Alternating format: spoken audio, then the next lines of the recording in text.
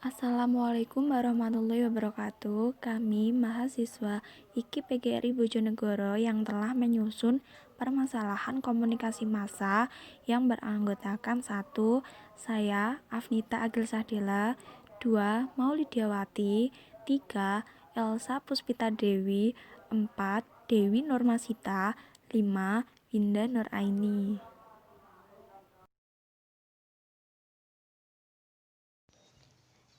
Baik, di sini saya akan menjelaskan tentang apa itu komunikasi massa.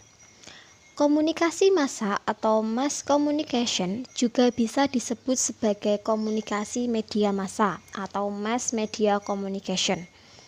Komunikasi media massa adalah bentuk komunikasi yang menggunakan saluran atau media dalam menghubungkan komunikator dan komunikan, baik itu secara massal, berjumlah banyak, terpencar, sangat heterogen, dan menimbulkan efek tertentu.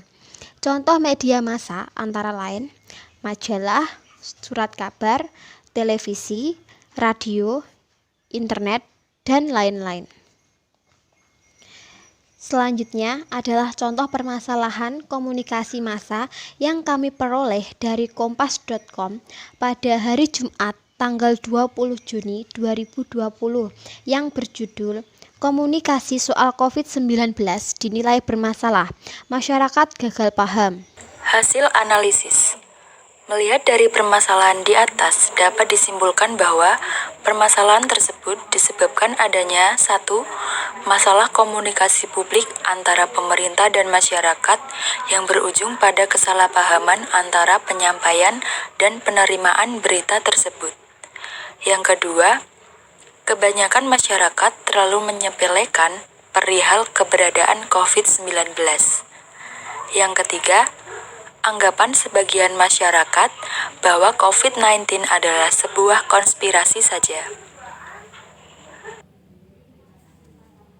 Selanjutnya, kita akan membahas akibat dari permasalahan yang telah disampaikan sebelumnya.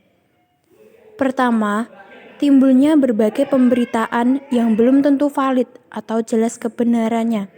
Ini yang biasa kita sebut dengan berita hoak. Berita tersebut bisa melalui media sosial maupun secara langsung.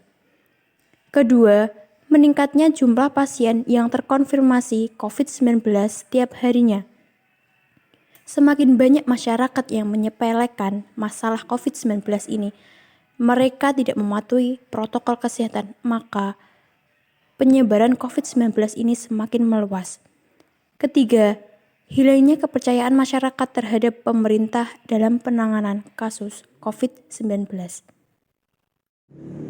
Oke, yang ketiga ada solusi. Yang pertama, kita harus pandai menyaring dan menerima berita agar tidak terjadi kesalahpahaman. Yang kedua, kita harus sadar dan waspada terhadap peningkatan penyebaran COVID-19. Yang ketiga, pemerintah seharusnya memberikan informasi kepada masyarakat yang akurat dan dapat dipercaya. Nah, itu tadi merupakan poin-poin dari permasalahan komunikasi massa. Berikutnya akan ada tayangan reka adegan dari permasalahan komunikasi massa tersebut.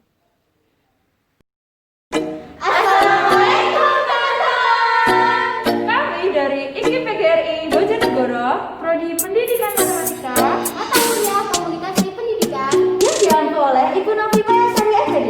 Di sini kami akan menampilkan sebuah reka adegan tentang permasalahan komunikasi massa.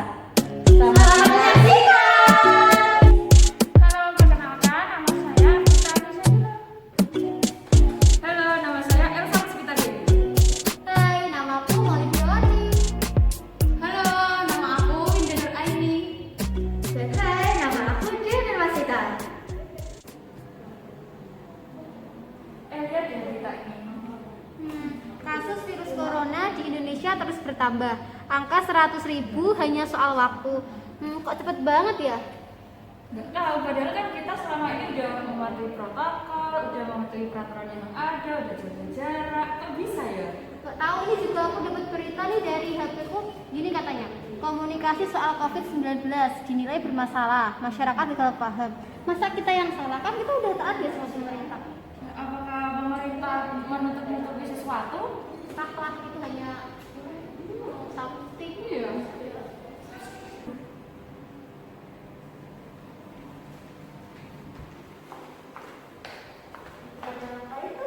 Ini nih dapat berita kalau katanya COVID itu setiap hari naik terus 100.000 malah. Emang udah akurat beritanya? Nggak Ya tahu kan juga. kita itu dari berita ini kan biasanya. Tapi ini kan data yang lebih akurat dari Kemenkes. Jadi kita kan buat mengantisipasi adanya COVID, justru ini data-data yang lebih terpercaya. Tuh aku juga kemarin baca ini tuh kayaknya lebih akurat daripada yang kalian baca.